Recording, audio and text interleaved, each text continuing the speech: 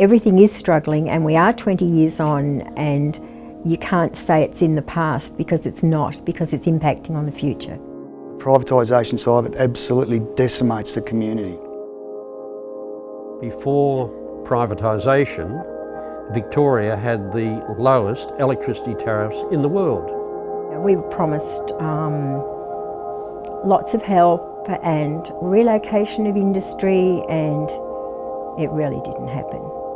The Gippsland region went from the highest employment area to the highest unemployment area in the state. The whole area just fell in a hole. The SEC workers, their jobs were guaranteed with the new contractors, but that only lasted 3 years. That was when the real effects started to hit. After I took the package, there was about 10 years, there was virtually no work around the joint. I remember going to a meeting.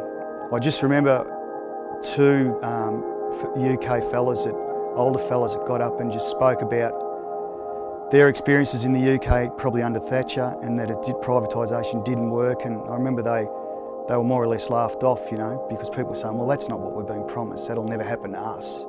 And lo and behold, it did, so yeah. I think all they were concerned about was some money, not about the people, not at all about the people. So the consumer is investing a lot of time and energy in identifying which contract might suit them, but in reality it doesn't really matter, because the contract terms are changed at any rate after they've signed. The friendliness, the good customer relations that the old SEC had disappeared. So one-term government gets the benefit of the privatisation. From that point onwards, the higher cost inflation and the higher profit going offshore never ever sees the light of day in your state again. The majority of Victoria's electricity network assets are now owned by the Singapore government and the Chinese government. It's clearly about profit margins, isn't it, really? And you have to ask at whose expense, because it's coming at the community's expense, where the private companies are increasing their profit through not maintaining as they should.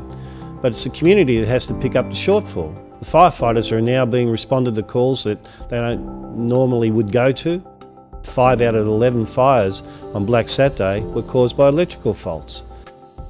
Victoria's got this horrible proposition facing us in 2016, and that is a huge age profile bubble. The younger members coming through and the older workers at the other end. In the middle is this massive hole. So they're going to end up flying 457 visas in from Germany to do the turbine shows. The skill factor's gone. The real tragedy of the situation that we have in Victoria is that so much money is being made by the private owners. Very little of it is being reinvested back into Victoria. And all that money they made, it's all going overseas. Does the country no good? As the most recent report by Professor John Quiggin pointed out, there's been no net benefit to Victoria from the privatisation. Don't privatise.